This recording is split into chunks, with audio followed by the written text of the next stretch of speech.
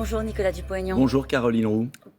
Candidat à la présidentielle, mais aussi membre de la Commission des Affaires étrangères. Je le rappelle, depuis 2012, on va naturellement parler des troupes russes qui sont en ce moment en train d'entrer dans Kharkiv, la deuxième ville du pays. Quelle doit être notre stratégie dans ces circonstances, alors même que Vladimir Poutine est passé à la guerre totale?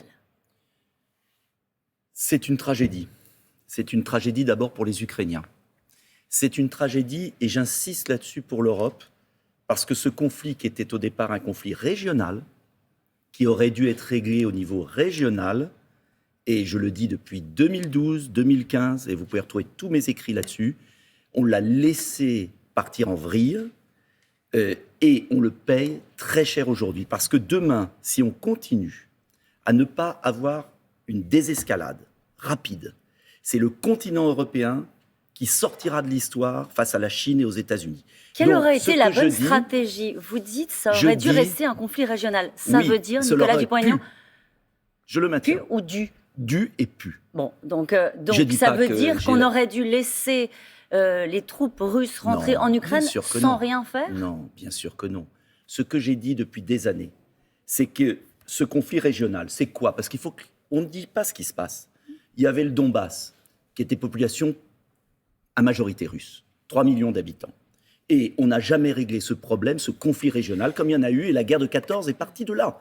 Pas d'ici, mais d'une autre conflit régional en Yougoslavie. Ce que je dis, c'est comme les accords de Minsk n'ont pas été respectés par l'Ukraine autant que par la Russie, comme l'OTAN a avancé au fur et à mesure, en dépit de tous les engagements des Occidentaux, la Russie, et je le conteste et je le déplore, mais je regarde les faits, la Russie a senti que cette province qui était auparavant, cet État qui était russe, lui échappait. À partir de ce moment-là, il y a eu des offres de paix, elles n'ont pas été écoutées, et Vladimir Poutine, qui je crois fait une terrible erreur pour son peuple lui-même, est parti dans cette guerre folle. Ce que je dis, c'est qu'il faut d'un côté réarmer l'Europe. Parce qu'on paye aussi le désarmement que je conteste. Là, vous allez un tout petit peu vite. Non, vous allez un petit peu vite. Là, on est face à une situation de crise. Je vous le dis. Désarmer l'Europe. Il faut réarmer l'Europe. Oui, mais on a eu tort de la désarmer. Là, on est face à une situation. Vous voulez être responsabilité. Vous avez un chef d'État qui mène une guerre totale avec des populations civiles qui sont au milieu de ces bombardements. Voilà pourquoi. La question est la suivante. Quelle est la bonne stratégie aujourd'hui vis-à-vis de Vladimir Poutine? Ce sont des sanctions qui ne touchent pas les peuples européens et qui ne se retournent pas contre les Français. Gel des avoirs, par exemple, très bonne sanction, mais pas des sanctions qui auront des conséquences déplorables sur les Français, j'insiste. Deuxième point, par exemple des sanctions économiques qui ne sont pas tenables à long terme. Lesquelles? Celles qui viennent d'être prises, par exemple, SWIFT. On le sait très bien, d'ailleurs, SWIFT n'a pas été prise sur les banques qui achètent le gaz. Oui. Donc ça veut bien dire qu'on ne va pas au bout. Donc il faut le faire ou il ne faut pas le faire? Il ne faut pas le faire, surtout pas.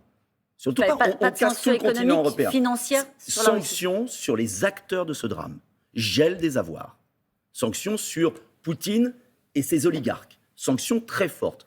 Mais deuxième point, traiter le problème à la cause, c'est-à-dire bâtir un plan de paix, ce qu'a proposé Nicolas Sarkozy très bien, Hubert Védrine et d'autres, c'est la seule solution, c'est-à-dire proposer un plan de paix, je regrette que la France ne le fasse pas, neutralité de l'Ukraine, Ça veut dire désarmement de l'Ukraine. Désarmement total de l'Ukraine. Ce que demande Vladimir Poutine. Retrait des troupes russes, ce que ne demande pas Vladimir Poutine. Retrait des troupes russes en échange de ce désarmement.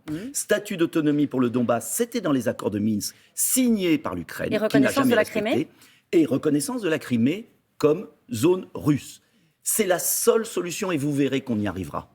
Parce qu'il n'y a pas d'autre solution. Et ce que je regrette, c'est cette espèce d'agitation. De la part de qui ? De la part des Occidentaux face à ce geste ignoble de Poutine, qui peut entraîner une guerre terrible dans le continent européen, qui est dangereuse, alors même, et je veux le dire, que cette réaction est incohérente, puisque ni les Américains, ni les Européens n'enverront un soldat en Ukraine, ils l'ont dit et répété. Vous iriez jusqu'à dire, Nicolas Dupont-Aignan, que les sanctions qui ont été proposées par l'Europe sont disproportionnées et ajoutent à la surenchère. Elles sont dérisoires, à la fois dérisoires, disproportionnées, ce sont des gesticulations. Envoyer des armes aux Ukrainiens, c'est la gesticulation. Envoyer des armes aux Ukrainiens, c'est la plus grosse bêtise qu'on est en train de faire. Pourquoi ? Parce qu'au même moment, on demande un cessez-le-feu. Et si on veut que Poutine arrête les hostilités, il ne va pas arrêter les hostilités si au même moment on envoie des armes et on continue à les envoyer. Deuxièmement, on n'envoie pas des armes sans combattre. Ça, c'est envoyer les Ukrainiens à la mort. C'est d'une hypocrisie incroyable. Ils ont C'est des créer cocktails une guerre Molotov, civile. c'est mieux. Mais c'est la même chose. Vous savez qu'on envoie des armes qui ne serviront qu'à créer une effusion de sang. Donc, moi, je dis qu'il n'y a que la voie diplomatique qui est possible. Il n'y a que la voie Qu'est-ce que diplomatique. vous dites à Et je Volodymyr vous le Zelensky, dis- le président ukrainien? Il a interpellé les Européens. Oui. C'était assez poignant Oui, d'ailleurs. c'est poignant. Et il a c'est dit horrible. en gros, c'est le moment. Et on a eu hier à votre Alors- place, il y avait la présidente géorgienne qui disait c'est le moment de nous tendre la main, c'est le moment Oui, mais alors, de nous accueillir très dans juste. l'Europe pour Non, nous mais- mettre au fond sous une forme de protection. L'Ukraine, la Moldavie, la Géorgie. Alors, je vous le dis, est-ce qu'on envoie les enfants français combattre en Ukraine? Ni Joe Biden ne le fait, ni le Premier ministre de la France hier a dit, surtout, nous n'irons pas combattre en Ukraine. Donc, Les dans la faire vie, il faut rentrer être dans l'Europe? cohérent. Surtout pas maintenant. C'est une aberration, c'est jeter de l'huile sur le feu. Moi, je suis très surpris de l'irresponsabilité des paroles qui sont prononcées, comme Bruno Le Maire qui a dit n'importe quoi et qui a été obligé de se dédire. Parce que dans la vie, il faut être Il a dit cohérent. qu'il fallait mener une guerre économique, financière totale à la Russie Bah alors, ça avant de veut dire que revenir la sur ses France propos. déclare la guerre à la Russie? Il est revenu sur ses propos. Eh ben oui, c'est grave qu'un ministre de l'économie dise n'importe quoi. Moi, je suis sérieux. Soit on envoie des troupes en Ukraine, on ne le fait pas, et heureusement. Soit on a une solution diplomatique, car à la fin, on arrivera à ça. C'est ce que tente de faire le président de la République en essayant de discuter, Non, de alors, deux continuer à choses. discuter avec Il a Vladimir raison de Poutine. discuter. D'ailleurs, il est le premier à exactement faire ce que je demande. Sur la forme, il fait, il discute. Mais il n'y a pas de plan français. Et ce qui est terrible dans cette affaire, c'est que la France a disparu au profit d'une Union européenne qui ne sait pas ce qu'elle veut, qui est dans le symbole, mais pas dans les actes. Donc, sanctions économiques sur Poutine, qui a commis un acte inacceptable, mais processus de paix pour éviter que le continent européen sombre dans une guerre qui durera 20 ans Nicolas et qui Dupont-Aignan. l'affaiblira. De surcroît, on est en train de jeter la Russie dans les bras de la Chine, est-ce que vous ce qui êtes est une pas un erreur peu- géopolitique terrible. Est-ce que vous n'êtes pas un peu trompé sur Vladimir Non. Poutine? Alors, sur Vladimir Poutine, Franchement. le Vladimir Poutine d'aujourd'hui commet une erreur tragique pour son peuple russe. Et ce que je vais vous dire, c'est que Poutine va passer. Mais vous êtes Mais la trompé Russie- sur le jugement que vous aviez sur lui. Vous avez souvent défendu les positions de Vladimir Poutine. Non, j'ai Ce serait pas défendu, grave parfois et je de vais dire, vous dire- je me suis trompé. Je ne pensais pas que Vladimir Poutine commettrait cette erreur pour son peuple. Franchement. Mais, vous savez, quand j'ai dit, parce qu'on me l'a reproché, j'ai dit que Vladimir Poutine était un homme d'État. Pourquoi j'ai dit ça à l'époque? Et vous retrouvez toutes mes vidéos, j'ai jamais changé. C'est que je regrette que la France, l'Allemagne, aient passé des années à désarmer le continent. Et je pense que dans le monde du 21e siècle, il faut être fort, sinon on est bouffé. Alors, ce que Poutine je demande... est un dictateur. C'est ce que dit Joe Biden. Mais et alors, il y a et le président chinois est un dictateur, et le président saoudien est un dictateur. On va déclarer la guerre à tous les dictateurs? On va entraîner la France? Parce que quelles sont les conséquences pour les Français de tout ça? On le voit. Ça va être une baisse de prospérité considérable.